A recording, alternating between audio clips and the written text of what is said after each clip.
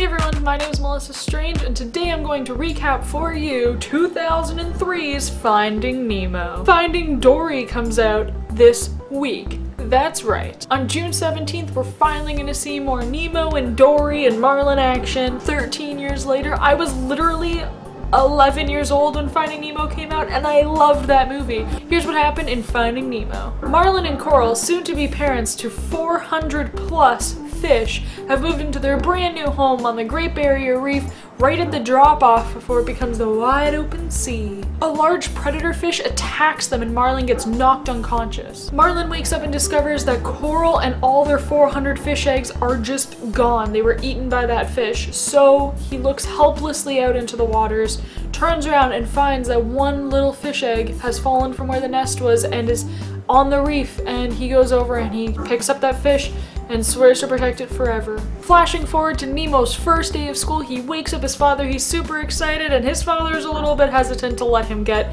out of his sight and be under somebody else's protection and go to school. Nemo has a birth defect where one of his fins is a little bit smaller than the other. As Nemo leaves with the other fishies for their first day of school, the fellow fish parents inform Marlin that the school is actually going to the drop-off. So Marlin freaks out because that's where he lost his wife and his other fish egg babies, and he goes chasing after them. Marlin catches up with Nemo and finds out that Nemo and all of his friends are swimming farther and farther to see who can touch the boat in the distance, and he freaks out. Marlin lectures Nemo in front of all of his classmates, and while he's not looking, Nemo swims out towards the boat, and everybody's freaking out, and Nemo touches the boat, and on his way back he gets intercepted by a scuba diver who then catches him into a bag and takes him out of the water into the boat. Marlin chases the boat, but soon it is out of his sight lane, so he's frantically asking every fish around him if they've seen the boat, and he bumps into one fish named Dory who says that she's seen the boat, so he starts to follow Dory.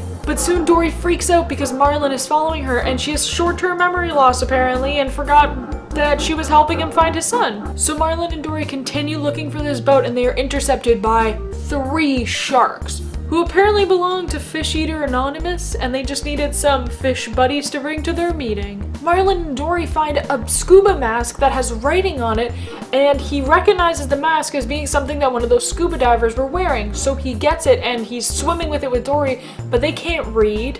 And so Dory asks the sharks if they can read it, and somehow gets hit in the face with the scuba mask, causing some blood to leave her nose, and the shark smells it, and then everything goes awry, and they try to kill them. Nemo gets dropped into a fish tank at a dental office, and the other fish inform him that he is going to be taken by the dentist's niece, Darla, who is going to probably kill Nemo because she's a fish killer, and Nemo is freaking out. He just wants to go back to his dad. Dory remembers that she can read, and as she's about to read the mask, it gets dropped deeper and deeper into the water. They swim down as deep as they can into the water and find the mask, but then they almost get eaten by this terrifying, crazy-toothed fish. They escape from the fish, and Dory is able to read the mask. P. Sherman, 42 Wallaby Way, Sydney. The fish at the dental office come up with a plan to have Nemo put a pellet rock thing from the tank into the filter, which will cause it to jam, which will cause the dentist to have to clean it and take them out, and while they're out of the tank, they will try to escape.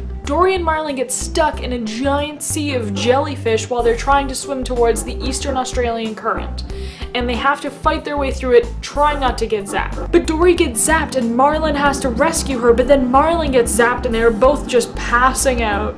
Nemo goes forward with the escape plan but gets jammed, and the rock unjams and he almost dies.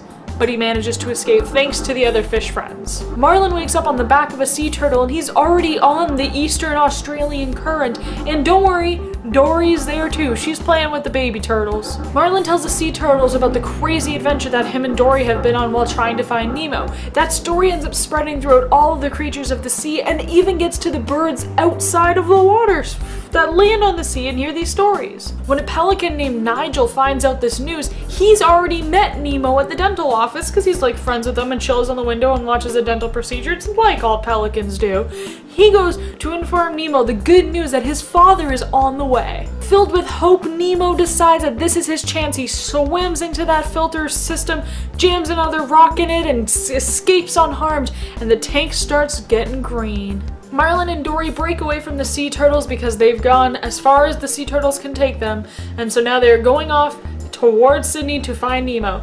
They feel like they're still a little lost, so they want to ask for directions, and they see a fish in the distance. So they are trying to get this fish's attention to find out if they are headed towards Sydney. It turns out that fish is a whale. And now Marlin and Dory are inside the whale. Because it, well, pretty much ate them. They're just chilling in its mouth though. But they're able to escape through the whale's blowhole. It's like the whale knew the story and was trying to help them. While all the fish were sleeping, the dentist installed a new filtration system which actually cleaned the tank without having to take the fish out of the tank. So their plan got spoiled. The dentist scoops Nemo into a bag and puts him on the counter, and Nemo tries to roll away, but then he sees it, he takes Nemo in the bag and puts it into a container, and Nemo is done. He is going to Darla because in walks Darla. Nigel finds Dory and Marlin and saves them from being seagull bait and takes them to Nemo. Nemo decides to play dead, so that way the dentist will put him in the toilet because he found out that all these drains lead to the ocean. But the dentist decides to put him in the trash instead of the toilet, and Nigel sees this and he's coming through the window, so he goes through the window and he causes a giant ruckus. But Marlin and Dory see Nemo and think that Nemo's dead. The dentist shoos Nigel out the window and shuts the door, so Nigel goes back to the ocean with Marlin and Dory. The other fish catapult Gil out of the tank. Gil is one of the fish. Lands on the table and then helps Nemo jump off and land into the sink thing next to the dentist chair so he can escape. Marlin thinks that Nemo's dead, so he is going home and he is ditching Dory. He doesn't want anything to do with her. Out shoots Nemo from the sewage drain and he sees Dory and he's asking for help to find his father. But Dory doesn't realize that Nemo is who Nemo is because she can't even remember Nemo's name. She forgot already that she was looking to help Marlin find Nemo this whole time. But then Dory sees printed on one of the sewage lines the name Sydney and realizes everything and remembers that Nemo is the son that she has been looking for this whole time with Marlin. Marlin is swimming with a group of fish back towards where he came from, and then he hears the sounds of his son calling out for him, and they get to be reunited. But then a large fish boat is heading towards them with a net and starts catching all these fish, including Dory. But Nemo goes to the net and tells all the fish to swim down, and he's in the net and his father's outside and Dory's inside the net too, and they're all swimming down, and then they break the chain off of the boat, saving all of the fish. They come crashing down to the bottom of the ocean and they're free. And then the movie ends with Marlin and Dory watching Nemo swim off to a native school, happy and healthy and just excited to be alive. So that is everything that happened in Finding Nemo, and now Finding Dory is coming out, so now I'm sure there's going to be overlap in story and this and that, which is why you needed to watch this recap, right? I'm so excited. My 11-year-old heart is excited to go see Finding Dory, and I'm sure it's going to be cute and hilarious. Don't bring little kids for the first few days though. Let all us grown-ups go see it first, alright? Alright, people watching, don't bring toddlers. Wait till that comes on DVD. Thanks again for watching this video, everyone. If you don't mind hitting the like button and leaving me a comment down below to let me know what you thought about this recap, and subscribe to my channel for more recaps. I post them about TV shows and movies all the time, so subscribe so that you don't miss any. Once again, my name is Melissa Strange, and until next time, stay strange.